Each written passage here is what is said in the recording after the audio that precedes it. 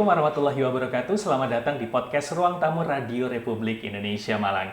Mungkin pemirsa YouTube channel RRI Malang Official melihat ada sedikit yang berbeda di studio podcast Ruang Tamu RRI Malang hari ini. Betul sekali, tampak lebih berbunga ya, tampak lebih cantik. Studio kami dihiasi oleh fresh flower dengan kemudian dekorasi yang sangat amat menarik. Ini dihasilkan sendiri oleh para petani kita di wilayah Kota Batu dan juga dikreasikan menjadi produk yang luar biasa. Oleh karena itu, hari ini podcast Ruang Tamu Radio Republik Indonesia Malang akan membahas seputar Kota Batu berbunga, sinergi kreatif di balik bisnis florikultura. Apa itu bisnis florikultura? Florikultura ini adalah cabang hortikultura yang membudidayakan tanaman hias untuk tujuan estetika dan juga ekonomi, kemudian memiliki peran penting juga dalam meningkatkan pendapatan petani dan juga devisa negara.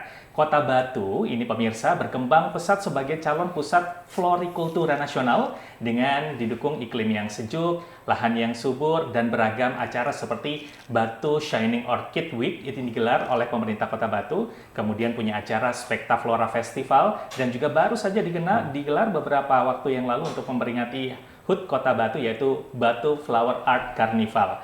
Nah, pemerintah Kota Batu juga punya komitmen untuk memperkuat citra ini melalui sinergi dengan pelaku usaha dan juga masyarakat, termasuk pembangunan Batu Botanical Garden sebagai lokasi permanen kegiatan florikultura dan juga persiapan menjadi tuan rumah ajang internasional yaitu APOC 2028. Lantas bagaimana ke depan Kota Batu yang semakin berbunga, sinergi antara kreativitas di balik bisnis florikultura ini? Inilah kita akan perbincangkan bersama kedua narasumber kita. Hadir di studio podcast Ruang Tamu Radio Republik Indonesia Malang, beliau adalah Ketua Kelompok Tani Krisan Indah sekaligus owner The Salvia Flower Kota Batu, Bapak Insinyur Muhammad Toha. Pak Toha, Assalamualaikum. Waalaikumsalam warahmatullahi wabarakatuh. Terima kasih sudah hadir di podcast Ruang Tamu RRI. Sudah dibawa juga ini produknya, begitu ya. Diperkenalkan kepada masyarakat lebih luas. Ternyata Kota Batu punya potensi yang luar biasa seputar florikultura ya Pak ya. Mungkin banyak kita kenal dengan hortikultura. Kali ini ada pilihan di bidang pertanian yang lain yaitu pengembangan bunga. Dalam hal ini bidangnya adalah florikultura. Nanti Pak Toha akan banyak lebih mengenalkan kita seputar bagaimana potensi dan juga perkembangan florikultura di wilayah Kota Batu. Nah, hadir pula bersama kita di studio podcast Ruang Tamu RRI Malang. Beliau ini adalah owner dari FF Decoration Kota Batu. Bersama kita Mas Bahtiar Eko Yunianto. Mas Eko, Assalamualaikum. Waalaikumsalam warahmatullahi wabarakatuh. Kabar baik, sehat ya Mas Eko ya? Alhamdulillah sehat. Alhamdulillah. Luar biasa cantik ini karyanya Mas Eko Ya, yang betul. menanam Pak Toha, Ya. kolaborasi, produknya hari ini bisa kita saksikan bersama. Dan fun fact-nya, pendengar, fakta menariknya antara Pak Toha dan juga Mas Eko ini bersaudara, Ya. bersepupu ya, Iya. dalam keluarga mengembangkan bisnis bunga di wilayah Kota Batu. Nanti kedua narasumber kita ini banyak bercerita bagaimana perjalanannya dan juga mungkin jadi inspirasi untuk kita semua mengembangkan bisnis pertanian khususnya di wilayah Anda, bisa kita implementasikan juga, apalagi yang punya ketertarikan dengan bunga ini, pemirsa. Nah, saya mau awali bincang-bincang dengan Pak Toha ini. Potensi Kota Batu, Pak. Kita akan kenal dulu apel begitu ya, Malang Kota Bunga termasuk Kota Batu begitu. Hari ini hadir pertanian Kota Batu, salah satunya bidangnya adalah bunga, produknya adalah bunga. Tidak hanya sekedar produk yang bisa kita hasilkan, tapi banyak pengembangannya. Bagaimana perjalanan florikultura di wilayah Kota Batu menurut sudut pandang Pak Toha ini? Terima kasih Mas Adar ya. Jadi kami sendiri, jadi The Salvia Flower, kami mulai menanam bunga, khususnya bunga krisan ini mulai di tahun 2006. Jadi sudah cukup lama, jadi perjalanannya dengan pasang surutnya ya. Jadi sampai hari ini jadi sudah hampir 20 tahun ya.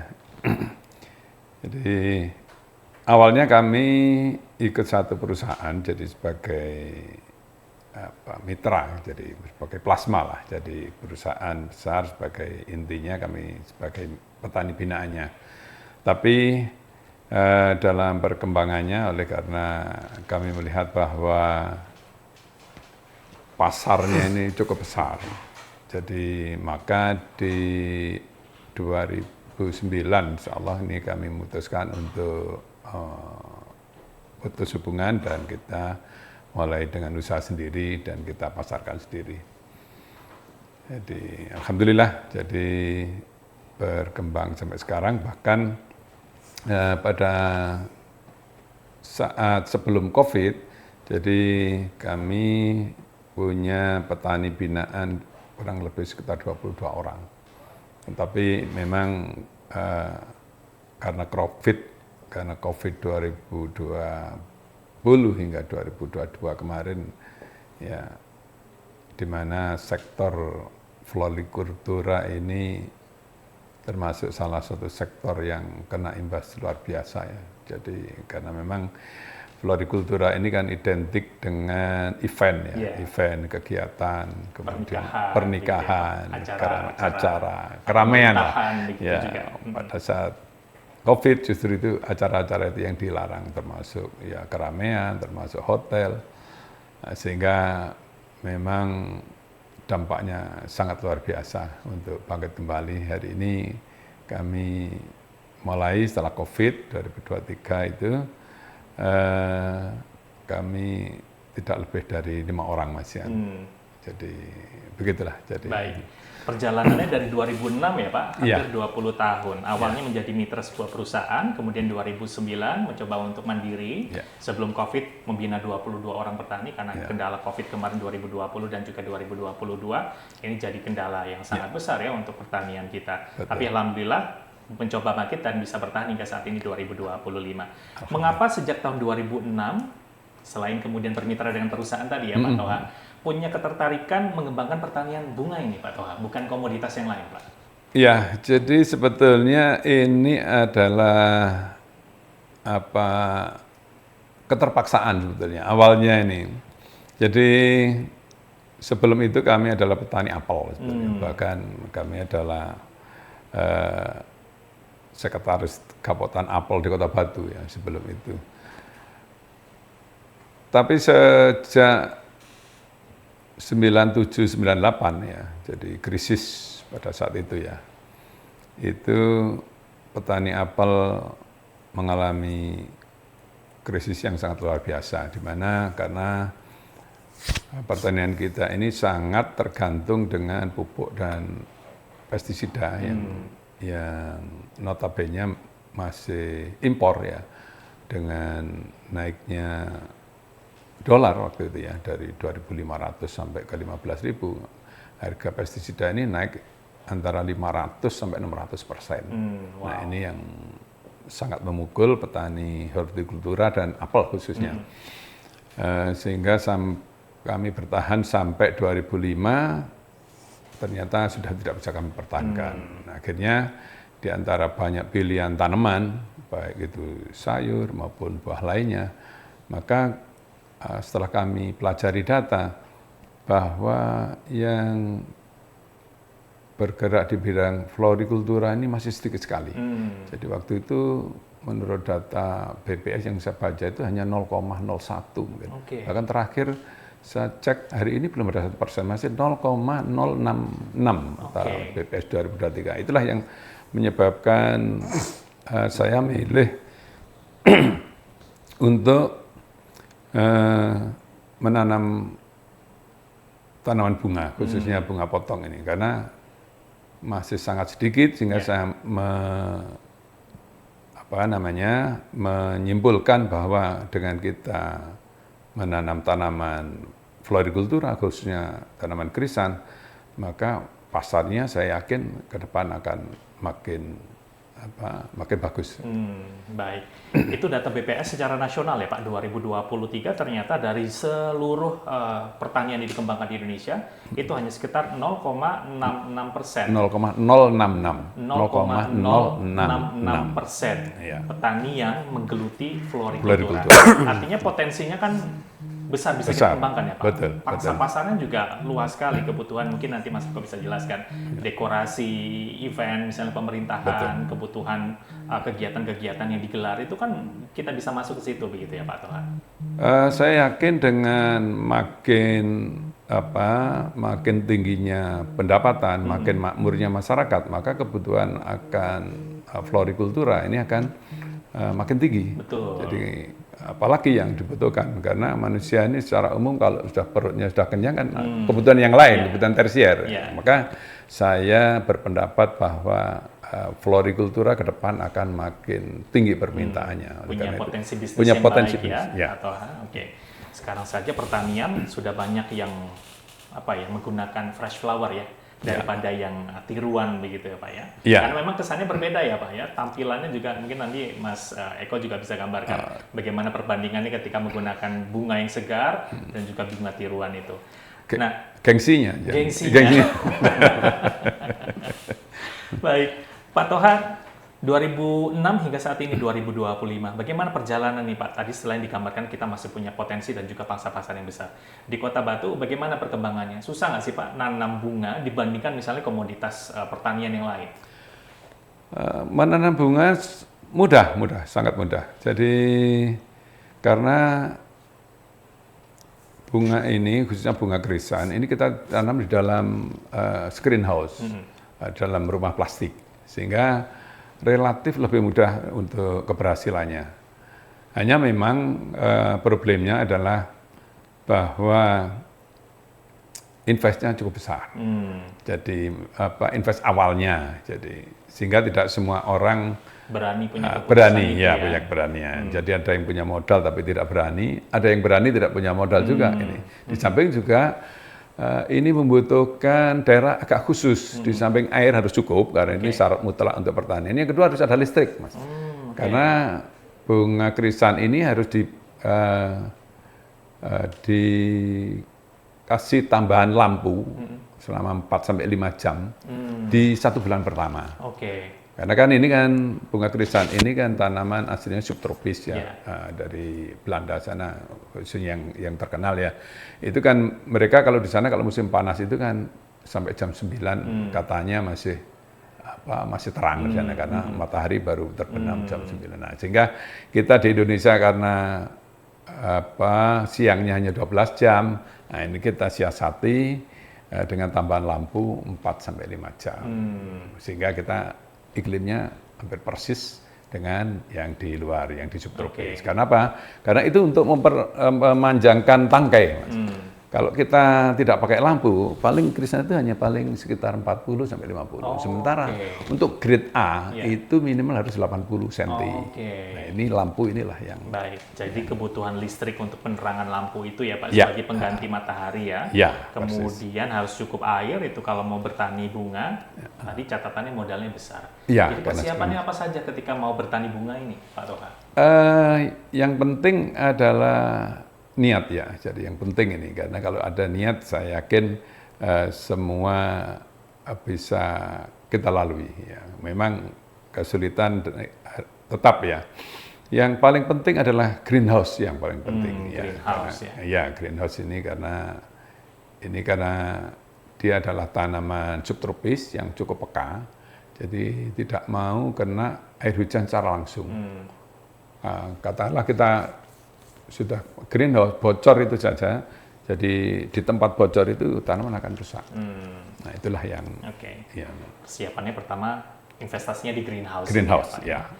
Tadi yang diperhatikan tanahnya kondisi ketinggian daerah juga berpengaruh, listrik cukup, kemudian cukup air pula.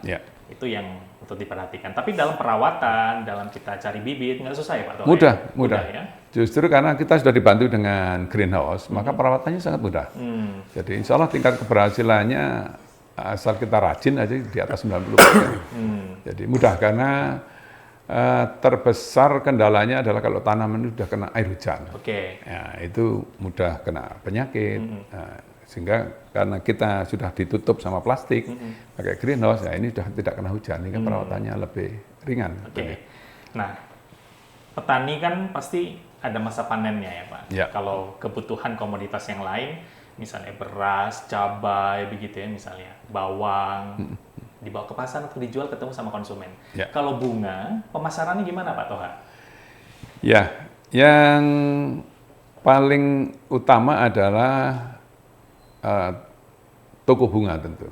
Ya, jadi itu ya kurang lebih 60-70% yang menghabiskan adalah toko bunga atau floris ya. Ini yang kedua adalah dekorator atau para EO ya, EO untuk pernikahan ini Ya, maksudnya. event organizer Event ya Pak, organisasi. atau wedding organizer ya. Iya. Baik, untuk kebutuhan misalnya dekorasi Betul. pernikahan dan berbagai Iya. acara begitu ya Iya. Pak Toha. Nah kali ini salah satu kepanjangan tangannya Pak Toha ini ya. Iya. Dari petani ke bisnisnya ini. Hadir juga bersama kita ini pemirsa. Tadi saya gambarkan di depan beliau ini adik sepupu dari Pak Toha, bergerak juga dalam bidang florikultura, tapi bisnisnya yang di dalamnya adalah dekorasi. Beliau owner dari FF Decoration Kota Batu, Mas Bahtiar Eko Yunianto. Mas Eko, kalau perjalanannya Pak Toha tadi kan dimulai dari 2006. Nah Mas Eko dari sejak kapan ini punya ketertarikan untuk kemudian mendalami dekorasi yang berhubungan dengan petani bunga ini, fresh flower, dan juga ya sebagai kepanjangan tangan dari para petani kita untuk menjadikan produk bunga pertanian bunga ini jadi sebuah bentuk yang lain yaitu dekorasi. Masih baru Mas, saya kira-kira 2015 mulai. Awalnya ya ikut orang, akhirnya bisa berdiri sendiri. 2015 dimulai ya. Tapi sebelumnya di belakang itu punya pengalaman ikut? Nggak ada. Nggak punya pengalaman. Nggak ada. Oke. Iya. Jadi 2015 itu start diawali sendiri. Awalnya berdiri sendiri. 2015. Iya, sebelumnya ikut anak-anak dekor murah kayak freelance. Nah, itu awalnya. Freelance dekor Iya. sebelum dari 2015 ya. Iya. 2015 baru memutuskan untuk Berdiri kita sendiri. berjalan mandiri Iya. gitu ya. Apa yang memutuskan Mas Eko dan juga apa yang mendorong sehingga punya keberanian untuk oke saya jalan sendiri gitu Mas? Wedding istilahnya kan orang buang uang ya Mas. Jadi kayak enak mungkin gitu loh awalnya. Cuma ya ada masanya. Ada bulan yang ramai, bulan sepi lah. Yeah. Resikonya kalau bulan sepi kan nganggur Mas. Nah itu. Kalau bulan ramai ya alhamdulillah enak. Oke. Tapi merangkai bunga itu kan kita harus punya keterampilan Ya, Mas ya, Eko memang, ya. Memadukan jenis bunga, warna. Nah itu Mas Eko belajarnya bagaimana itu sebelum tahun 2015 itu? Autodidak. Otodidak. Kita kan mencoba dicampur dengan warna gini hasilnya gimana, campur gini gimana itu saya. Termasuk apa bentuknya gitu Iya, ya Mas ya. Untuk display kebutuhan misalnya untuk taman seperti apa, untuk pelaminan bagaimana, untuk standing flower seperti apa itu semua dipelajari otodidak sebelum Autodidak. 2015 Iya. yang mulai berjalan mandiri itu. Autodidak. Oke. Jadi 2015 berjalan, sekarang 2025. Iya. Sudah 10 tahun, bukan waktu yang singkat ya. Iya. Nah, bunga yang Mas Eko gunakan dalam dekorasi itu semuanya dari petani asli Kota Batu. Iya. Fresh flower semua. Fresh flower semua Iya. dari petani Kota Batu. Itu jalur distribusinya gimana Mas Eko? Boleh digambarkan dari petani, kemudian ke pengusaha dekorasi, itu seperti apa sih?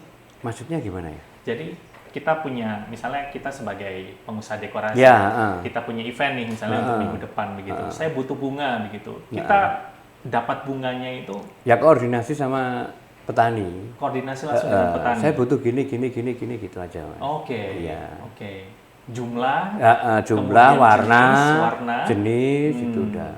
Oke. Kalau dadak biasanya kadang nggak ada, kadang kendalanya nggak ada yang motong, kadang gitu. Kadang bunganya udah habis, jadi harus pesan biasanya gitu. Oke. Baik. Paling enggak ya 5 atau 4 hari sebelum loading.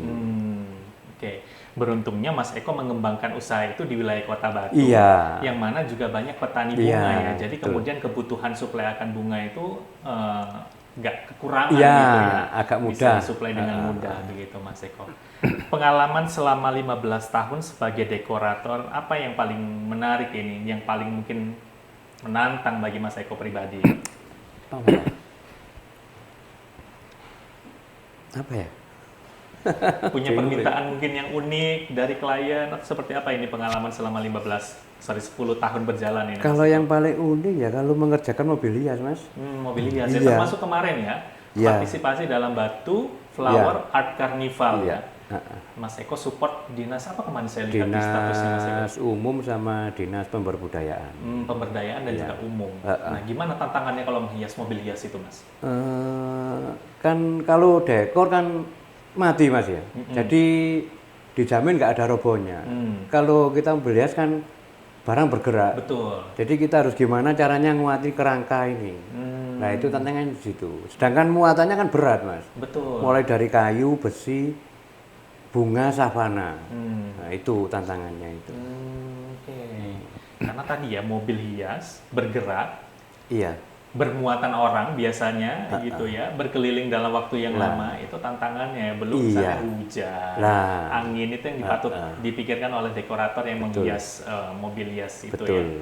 Oke, jadi selain melayani tadi dekorasi untuk pernikahan, kebutuhan untuk pemerintahan seperti mobil hias kalau ada kegiatan, dari FF Decoration melayani apa lagi nih Mas Eko? Mini garden juga. Mini garden. Iya, buat acara seminar atau apa gitu. Ya tergantung permintaan. Betul. Pokoknya kita bisa kerjakan ya digas tuh mas. Termasuk FF Decoration dan juga Mas Eko kemarin partisipasi dalam peringatan Hari Radio 11 September 2025 di RRI Malang ya. Dekorasinya luar biasa keren, banyak dapat pujian, banyak dapat ini Mas, jadi tempat selfie, tempat foto. Alhamdulillah. Bagi para tamu undangan kami kemarin. Nah, tantangannya sebagai dekorator sendiri mungkin juga tidak hanya Mas Eko ya, di wilayah Kota Batu juga sudah banyak yang punya bisnis yang serupa. Bagaimana Mas Eko menyikapi persaingan atau kemudian memberikan jasa kepada klien atau customer ini Mas? Ya, kita kasih klien itu kita kasih apa ya, pelayanan yang bagus lah. Jadi permintaannya apapun ya kita turutin gitu. Jadi biar nggak kecewa. Kita bisa sendiri gitu. Apapun yang diinginkan oleh customer, klien kita coba dipenuhi. Iya. Kecuali kalau kita nggak mampu ya sudah. Kita bicara terus terang nggak mampu gitu. Kalau selagi kita mampu ya kita kerjakan. Komunikasi ya? Iya harus. Dengan customer dan juga klien ya. Terus terang apa saja disampaikan? Ya termasuk budget juga mas. Kalau rata-rata sekarang kan dekornya kecil, budgetnya minim. Tapi yang dikasih contoh dekor yang besar, kan nggak mungkin kita kerjain. Nah, gitu. Betul. Kalau menyesuaikan antara budget, permintaan gini ya udah kita kerjakan. Betul, diawali dengan komunikasi yang baik, ekspektasi keinginan klien seperti apa, budgetnya cocok, itu yang kita kerjakan ya, sesuai dengan kebutuhan dan juga pasti menyesuaikan budget dari mas, para customer atau klien kita gitu ya Mas Eko. Benar mas. Mas Eko selain di wilayah Batu, Malang Raya pasti sudah ini ya punya beberapa pengalaman untuk menangani klien. Sudah kemana saja ini pengalaman sebagai dekorator? Ya Pasuruan, Sidoarjo, Tulungagung, ya pokoknya ada ngajak kemanapun berangkat mas. Pokoknya cocok berangkat. Betul. Nah, kan harus kolaborasi juga dengan ini ya Mas, event organizer, dengan WO gitu ya. Selama ini Mas Eko dari FF Decoration, kemudian supportnya adalah dekor ya, belum kemudian berkembang kepada IO atau WO ya. Itu komunikasinya, kolaborasinya, koordinasi dengan teman-teman WO, IO, menjalin kerjasamanya itu gimana Mas? Saya nggak kerjasama sama WO, saya cuma sama tukang terop, tukang tenda, catering. WO nggak punya rekanan saya. Jadi kalau ketemu di lokasi ya udah saya dari manten itu sendiri, dari pihak pengantin ngajak saya gitu. Jadi akhirnya ketemu di lokasi, kita saling komunikasi udah. Mas Eko pendekatannya lebih kepada ini ya, peralatan yang lain ya, misalnya tenda atau terop atau catering, itu dari situ ya. Biasanya kalau catering atau tenda tersebut bisa digandeng oleh WO atau IO, rekomendasinya bisa ke Mas Eko. Nah betul. Gitu ya. Saya gitu. Kalau langsung rekanan dengan WO saya nggak punya. Baik. Jadi masuknya ke beberapa kebutuhan yang lain, kayak tenda, catering dan lain sebagainya. Betul. Dari tadi ngomongin budget Mas Eko yang bisa dikerjakan tadi dekor, misalnya untuk mini garden, untuk kebutuhan pernikahan, untuk kebutuhan tadi misalnya mobil hias untuk kegiatan-kegiatan karnaval atau seni dan lain sebagainya. Yang dilayani Mas Eko budgetnya dari mana? Batasannya sejak berapa ini minimal budget yang patut kita siapkan kira-kira? Bebas Mas, kalau kita ngikut biasanya.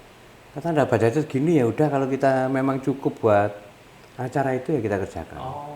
Jadi tanpa ada minimal, tanpa ada maksimal juga. Bebas. Tidak ada batas bawah, tidak ada batas atas ya. Berapapun budgetnya itu yang dilayani disesuaikan dengan apa yang kita bisa ya Mas. Cuma ya kalau budgetnya minim ya, kalau kita bicara kalau hanya gini-gini, nggak boleh ada komplain. Betul. Gitu. Kalau ada komplain kan itu yang susah, Mas. Betul. Itu yang digambarkan kepada klien dan juga customer ya. Iya. Sekian, maka bentuknya yang akan bisa didapatkan seperti ini. Iya. Gambarannya demikian yang bisa kita kerjakan gitu Betul. ya, Mas Eko. Oke. Nah, tadi menarik juga digambarkan Mas Eko, support tadi Dinas PU dan juga pemberdayaan ya di wilayah Kota Batu. Masuknya ke pemerintahan itu kan mungkin juga tidak semua pelaku bisnis bisa ya. Betul. Gimana ini Mas Eko menjalin kerjasama dengan pemerintah Kota Batu? Kita lewat vendor. Kita hanya apa ya? Pekerja. Nah, kita lewat vendor nyerahin ke saya. Udah kerjain ini, intinya modelnya gini-gini udah dilepas oleh saya. Tinggal budgetnya segini ya udah, tak hitung-hitung tutut ya berangkat Mas. Oke. Itu. Kalau masuk dinas kan harus ada CV. Betul. Saya enggak punya. Soalnya. Oke. Terus pakai proposal. Saya nggak bisa Mas bikin proposal. Jadi pendekatannya personal ke vendor, Ya, kepercayaan gitu ya. Ya. Karena melihat mungkin portofolionya Mas Eko, kerjaannya juga mungkin sudah dipercaya, sudah kemudian punya kualitasnya seperti apa, maka kepercayaan dari vendor itu baru dilimpahkan pengerjaannya ke Mas Eko. Ya, Baik. dilepas sudah. Kalau Mas Eko tuh sebagai dekorator mungkin juga punya ini ya, idealisme gitu ya. Kalau saya ngedekor tuh harus seperti ini, harus seperti itu gitu. Kalau Mas Eko gimana kalau dalam bekerja itu Mas? Kalau saya sendiri sih sebenarnya sih ke Jawa. Itu kesukaan saya. Ciri khasnya Ciri ya? khasnya ya. Kan lebih apa ya? Lebih klasik, lebih antik. Kesannya juga lebih mewah sebenarnya. Betul. Cuma jarang konsumen yang suka. Bunga kan kalau Jawa kan juga minta yang super-super Mas. Kalau yang pendek-pendek kan enggak mau orangnya. Jadi lebih bagus lah kalau saya sendiri. Gitu. Baik, punya ini ya preferensi, sukanya biasanya lebih ke Jawa. Kalau mengerjakan Jawa itu apa punya inilah ya, sudah punya gambaran apa yang akan dibuat itu ya. Waduh sudah. Tadi Pak Toha kan juga di depan gambarkan gitu ya. Bunga ini kan juga ada trennya ya. Iya. Trennya musim pernikahan seperti ini, mungkin banyak minat dari masyarakat seperti ini. Kalau sekarang ini apa yang diminati? Lagi diminati dekor? Kalau sekarang model Thailand. Thailand? Iya. Gimana itu Mas Eko? Kayak kain-kain gitu Mas. Kebanyakan. Cuma nggak semuanya sih. Tetap Jawa tetap dalam apa? 1 bulan 2 bulan pasti ada. Jawa tetap itu. Cuma yang sekarang yang ramai Thailand. Oke. Yang ramai Thailand pakai kain drapery itu ya biasanya Mas Eko ya. Bunganya jadi bunganya yang rumpel-rumpel gitu. Itu yang kebanyakan sekarang itu permintaannya klien. Baik, tapi yang tradisi yang Jawa juga tetap masih banyak diminati. Nggak bisa ditinggal itu. Oke. Baik. Nah, ini kan berjalan terus ya Mas Eko ya. Dekornya dengan FF Decoration. Gimana nih? Pasti kan kita sebagai dekorator, pelaku bisnis dan juga usaha terus membekali diri agar kita punya kemampuan yang lebih baik gitu ya Mas Eko. Belajarnya gimana Mas? Mungkin mengembangkan mungkin tren yang lain atau coba menawarkan pilihan bunga yang lain kepada customer atau klien. Itu Mas Eko sendiri gimana ke depan kira-kira? Pasti dari model Mas kalau saya. Dari model backdropnya itu utama, kedua dari bunga. Nah itu kalau backdrop bagus, bunga bagus pasti istimewa. Sesuaikan dengan backdrop, desainnya seperti apa? Iya. Kita pikirkan tuh bunganya mau pakai juga harus apa ya. aja, Model rangkaiannya model kayak gini, konsepnya kayak gini juga harus dipikirkan juga. Gitu. Baik. Saya lihat kemarin kebetulan Mas Eko ketika support kami di tanggal 11 September waktu peringatan Hari Radio itu kan tampak ini ya sangat spontanius gitu ya Mas merangkainya itu. Tapi dalam otak ketika merangkai itu pasti sudah terpikir ya apa yang akan dikerjakan ya Mas Eko. Kita sebelum berangkat kan lihat bunganya warna Mas. Bunganya jenis sama warnanya gini tinggal jumlahnya segini udah wis. Sambil jalan wis. Sambil jalan diambil wis gitu aja. Artinya kan seni ya Mas. Art ya, maksudnya art itu kan tidak ada gambaran konsep pastinya seperti apa gitu ya. Mengandalkan cita rasa, taste kita. Makanya ini pekerjaan seni begitu, tidak kemudian terkonsep jadi sebuah susunan yang baku gitu ya. Jadi sekarang yang tren Thailand tadi ya, tapi Jawa klasik Jawa tetap tetap, diminati. iya.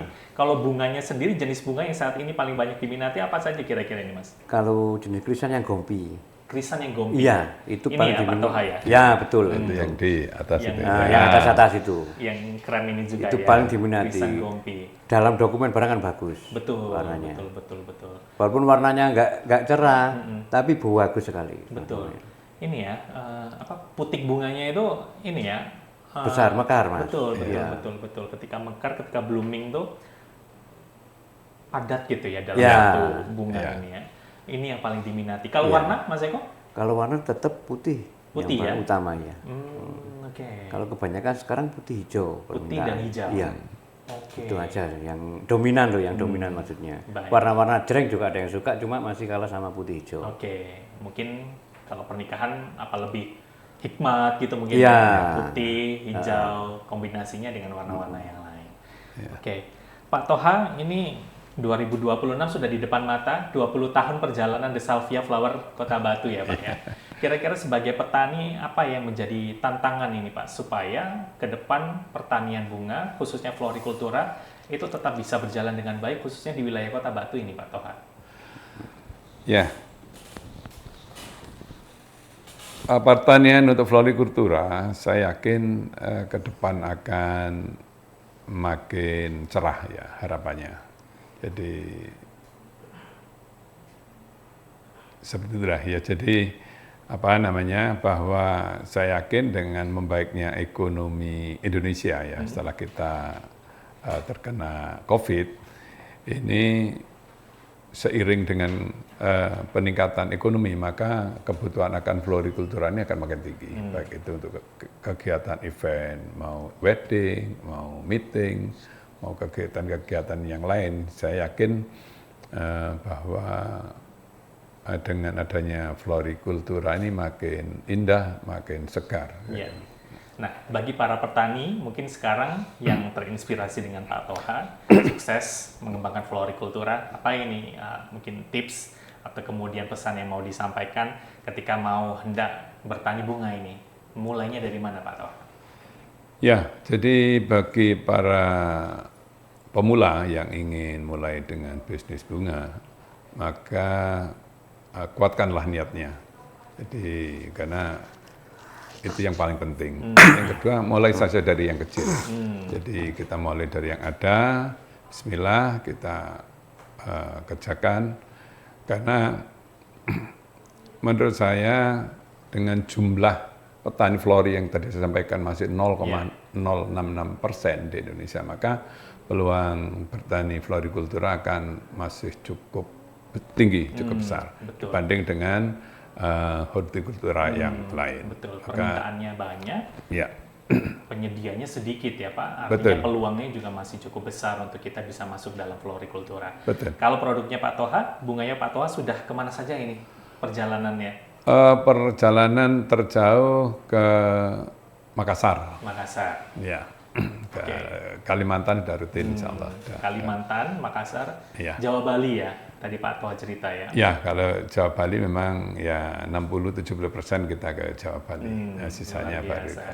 Baik, jadi sekali lagi masih 0,066% petani bunga yang ada di Indonesia. Ya. Mengapa kita tidak coba mengembangkan hal ini ya Pak? ya? Betul. Utamanya di Kota Batu. Kalau dulu Kota Batu terkenal dengan kota apel, jadi ikon.